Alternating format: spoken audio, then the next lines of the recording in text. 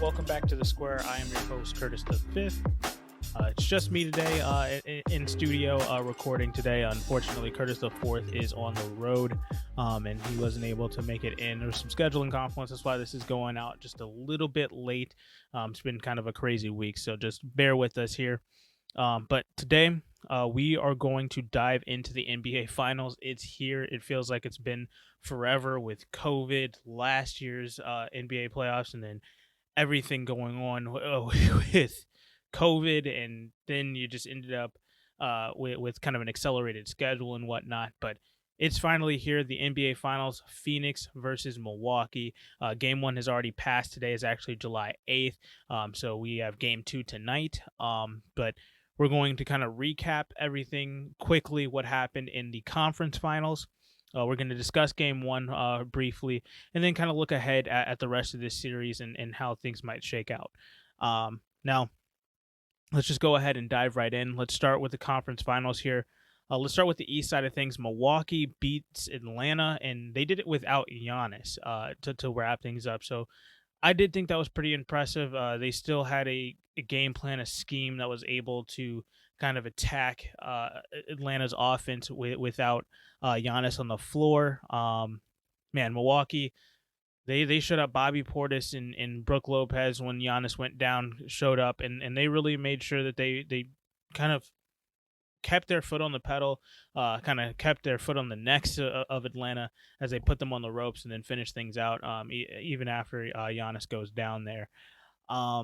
Now, it is kind of surprising that Giannis did come back for Game 1, and we'll discuss that in a little bit here. But let's kind of focus on Atlanta here. First things first, Atlanta ended up, after all of this was said and done, I think it was actually on Tuesday, they ended up hiring Nate McMillan full-time. He got a 4-year contract extension, so congrats to Nate McMillan there. I think that he's well-deserved. He should have been named the full-time head coach well before the end of that series, but I guess maybe that's a rule in the NBA. I'm not totally sure about that. But for Atlanta, now that you've locked in your head coach for the foreseeable future, man, don't they need to build around Trae Young quite a bit more? I know, I think it's DeAndre Hunter.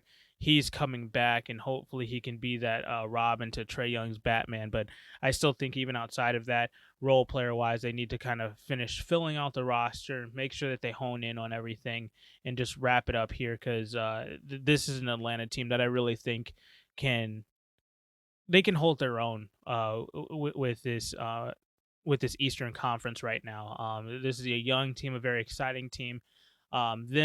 Dallas, these younger teams that are right now kind of popping up in the NBA. I'm really excited to see this offseason how they kind of respond. In Atlanta, I think building around Trae Young as that superstar, they can go pretty far if they just kind of hone in on the talent that they already have on their roster and the stars that they already have on their roster. But they had a fantastic season. Sad that it had to come to an end the way that it did. But hey, that's the way things played out here. Milwaukee, congrats to them. But they've got a tough road ahead here versus Phoenix. Let's jump over to the west side of things quickly here. Phoenix, man, they kind of slammed the door on the Clippers. They played fantastic towards the end of that series. I know they dropped a game in Game 5 there. They could have wrapped things up against the Clippers there, but they responded Game 6. And man, CP3 is that dude. He was not going to end up not making it to the NBA Finals, being this close without Kawhi on the floor. Man, that Phoenix team really kind of slammed the door on LA Clippers and their chances of going to the finals here for the first time. But I think it was a success for the Clippers franchise, even though they didn't reach the heights that they wanted to.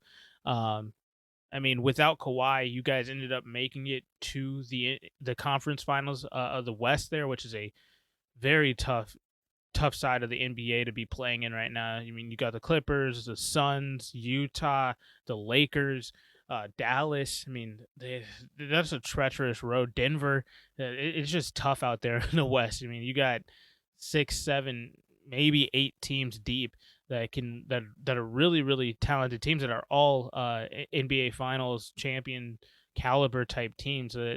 Just kind of the way these series kind of fall out.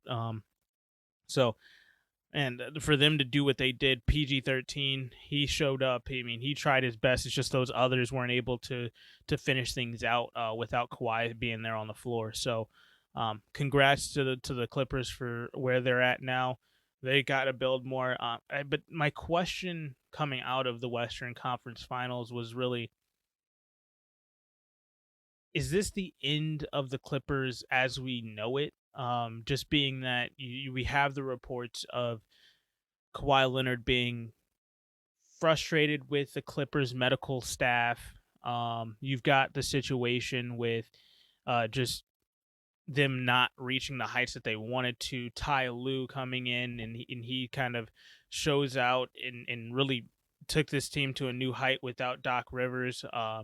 So just are they going to be what does their offseason kind of look like is really what my question is here with this roster, because does Kawhi Leonard opt back in? I know PG-13 is kind of locked up for right now, Paul George is, so he's definitely going to be there next year. But what is the outlook for Kawhi Leonard? Is he going to come back healthy? How long is his recovery timeline? There's so many questions with this Clippers roster that are going to go unanswered until we hit the offseason here. I mean, I don't even know when free agency technically is supposed to start. Are we going to start at the regular time next year? Is it going to be another shortened off season? Just, again, so many questions coming out of the Western Conference Finals as Phoenix moved along there. But I think, again, congrats to the LA Clippers for making it where they did. Props to them. But, man, Phoenix is a force, and I am happy to see them in the NBA Finals. It's just talking to Curtis Four about this not too long ago. It's just refreshing to see a team like Phoenix in the NBA Finals. This is the most fun I've had watching NBA basketball, with watching this Phoenix team, just because of the way that they play basketball. They play as a team. They play as one. They actually run plays. They make sure that they're finding the open guy. They're unselfish, as unselfish can be. They move the ball around so nicely, so efficiently, so effectively, and it's just really fun to watch this team come out there and play basketball. And I'm really hoping to watch them win this NBA Finals because, man, this team is just that good. And I think team-oriented basketball still does work in the NBA, and I think the Phoenix Suns really embody that, and that's really why I want to see them win this, because I want the NBA to go back to a style of playing team-first basketball, where it's not just about two dudes at the top of the roster and a bunch of others just trying to get their footing in the NBA, and then hopefully 2 years down the line get a bag because they rode the coattails of a LeBron or a Steph Curry or whoever it may have been, Kevin Durant, Kawhi Leonard. I'm just hoping to see that more teams decide to really build their team inside out and just become a full roster, whether you're a part of the starting five, you're coming off the bench, you're the sixth man, you play your role, and you play your role to the best of your ability, and however things shake out, and that's what team basketball is all about. It's not about your numbers and who's going to get theirs on any given night. It's, hey, you got the hot hand, we're going to feed you because you're going to be the reason why we win tonight. And that's the way that Phoenix plays, and it's just so much fun to watch because any given moment you're going to see big plays every single game from this team because they don't care who's making the play. They just care that they win basketball, and it's a fantastic, it's poetry in motion, and it's just fantastic to watch. So I'm all in on Phoenix. I love the way that they play basketball right now. But enough of that soliloquy. Well, let's talk NBA Finals finally. I know I kind of rambled on a little bit about the conference finals, but let's talk about the finals, because Milwaukee versus Phoenix, a team that hasn't been to the NBA Finals since 1974 in the Milwaukee Bucks, and the last time that they won it was 1971. And then you got the Phoenix Suns. Last time they've been here is 1993, and where they lost to the Bulls, and they haven't won it. So this is their first opportunity of cracking that apple. So Game 1 took place on Tuesday, 2 nights ago. Like I said, Game 2 is tonight. But man, Phoenix looks so damn good in game one.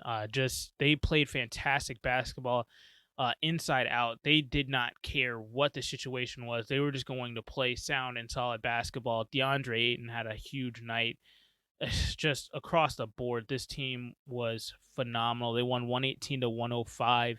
And just kind of taking a look at the stat line here from Milwaukee. Let's start with Chris Paul. He was 32, 4, and 9. He was just everywhere on the court. 37 minutes played. Tweaked his ankle on a shot in the second half, again, where kind of Brook Lopez comes up and lands in his space, and gets a flagrant foul for it. So we're hoping that CP3 can stay healthy. I mean, that just kind of been everybody's finger crossed every single time they saw CP3 take a ding or fall to the floor, just because, man, his injuries in the playoffs and in the postseason have been horrendous, and not being able to see him play, this deep into the season has been fantastic this year.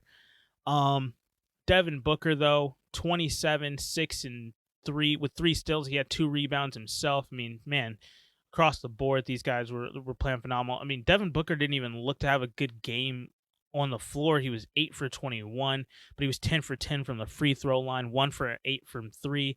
He was just phenomenal. I mean, he ended up scoring well, but then assisting and playmaking so well. He was basically a decoy in the second half, but he just played 42 minutes of fantastic basketball. And then you got the dude DeAndre Ayton. This man is insane. 22 and 19. He even had a steal in this game and only had 3 fouls. I think that's the biggest stat for him, playing down low the way that he did, to only come out with 3 fouls. That was, I think that's a huge stat line there, because that's insane. To play to play down low in the finals of the NBA, and then only have 3 fouls is phenomenal. When you have Giannis and PJ Tucker and Brook Lopez and Chris Middleton and Drew Holiday all attacking the paint, for you to only have 3 fouls, you played a fantastic game. Jay Crowder only had 1 point on the night. He's definitely got to be better, but he did have 9 rebounds. He had a block. But man, he's got to be way more efficient on the offensive end.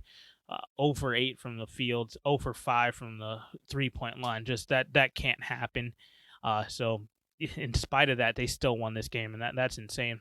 Mikal Bridges, he was 14, 1 and 1 with a steal as well. So kind of all over the place, but man, Mikal Bridges, just across the board, this entire team has played really good basketball.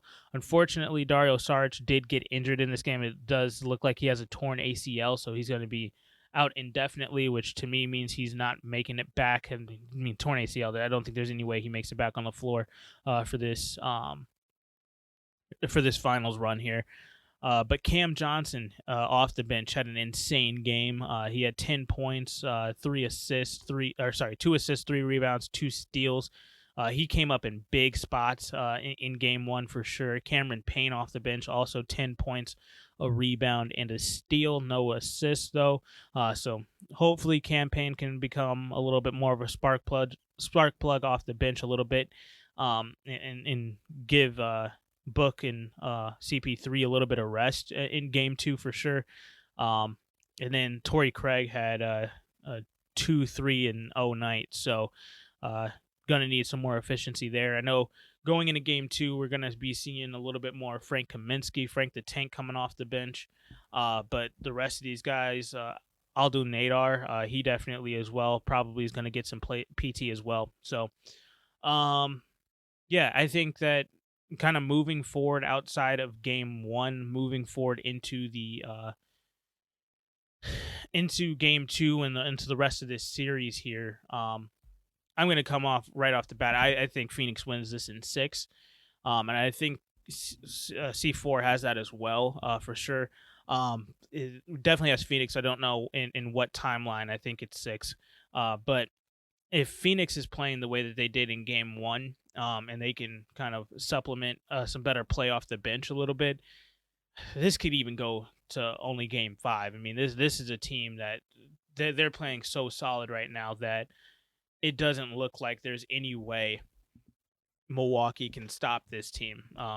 With Giannis being injured, is what I'm saying. Giannis's injury here is going to stop them.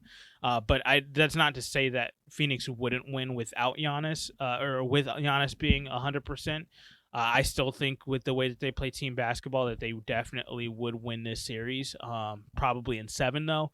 But Giannis is not going to be able to, and just their front court is not going to be able to stop DeAndre Ayton, it doesn't look like. And if DeAndre Ayton is grabbing rebounds the way that he did in game 1, you can write it right off Milwaukee. There's just no way that they can compete. And I don't think PJ Tucker is going to be able to step up anymore. I mean, Brook Lopez had a solid night.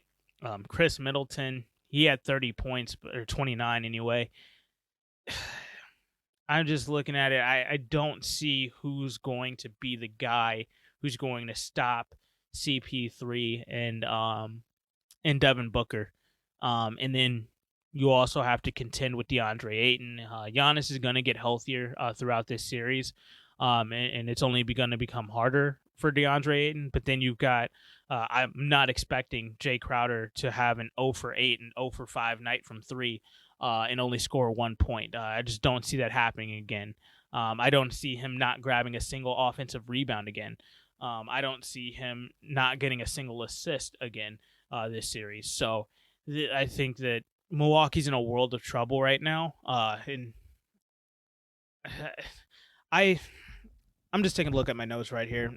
Milwaukee, I have 2 main issues with Milwaukee, and the reason why I don't think that they can win. And I'll just run through them really quickly, and I'm going to open this up for discussion down in the comments below. Milwaukee, first off, in game 1, what was the game plan for CP3? You put Drew Holiday on him, and he just was getting worked and cooked all night long against Chris Paul. So I mean, their plan to stop or kind of middle CP3 is kind of non-existent at this point. It's pedestrian at best. And then Milwaukee also defensively as a team,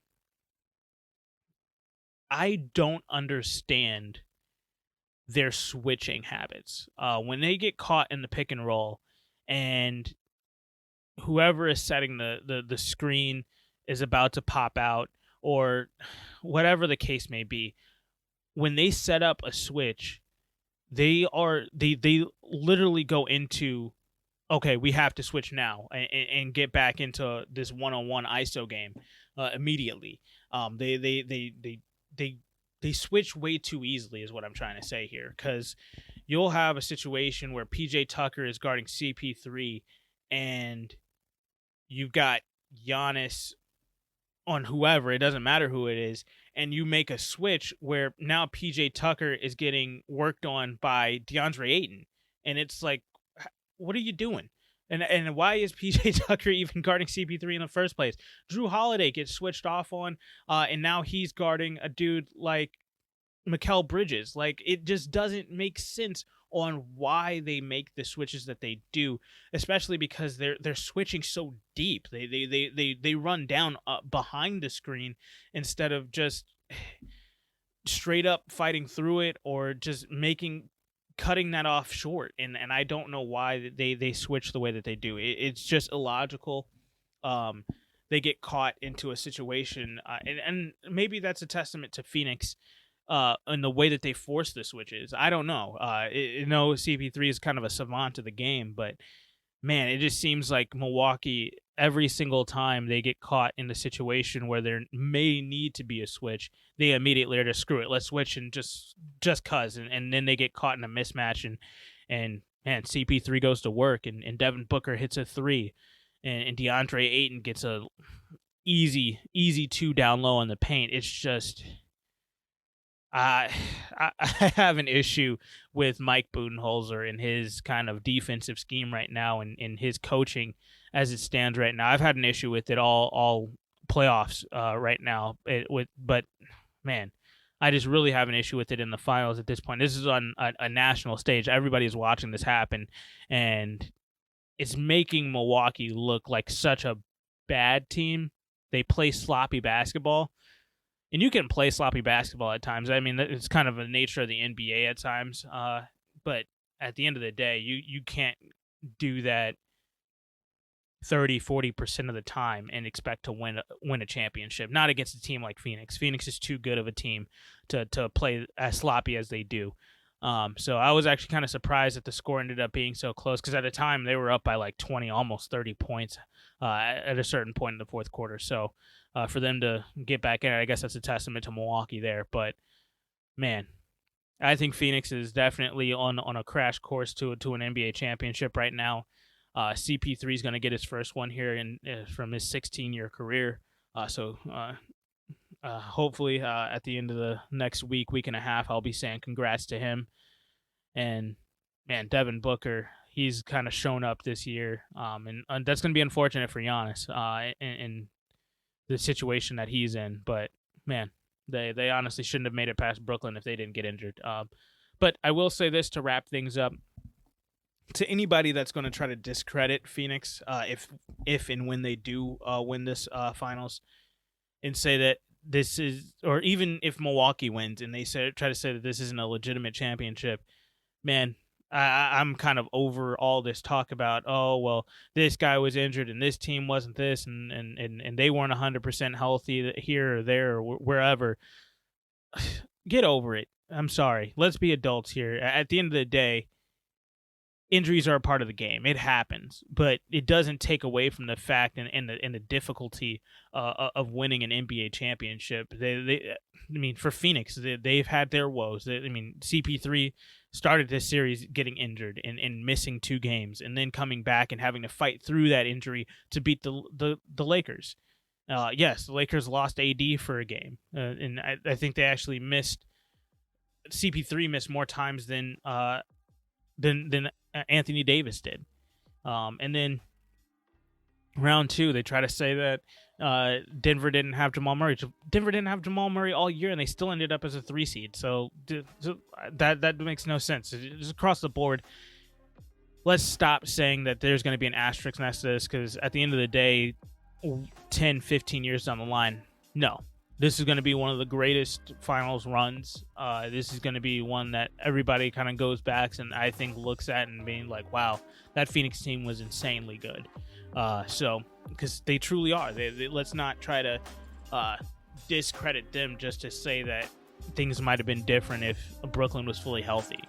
So, yes, things might have been differently, but it's not how it is right now. So, that's all I have for today's episode, guys. I do apologize. This is a shorter episode for you, but let me know what you guys think about the finals down below. I've got, like I said, Phoenix in 6, but let me know what you think. Let me know if you think I'm crazy about the asterisk that might be placed on this finals if Phoenix or Milwaukee wins it. And let me know what you think about Atlanta and the Clippers down below as well. Thank you guys for listening, and I'll catch you guys in the next one.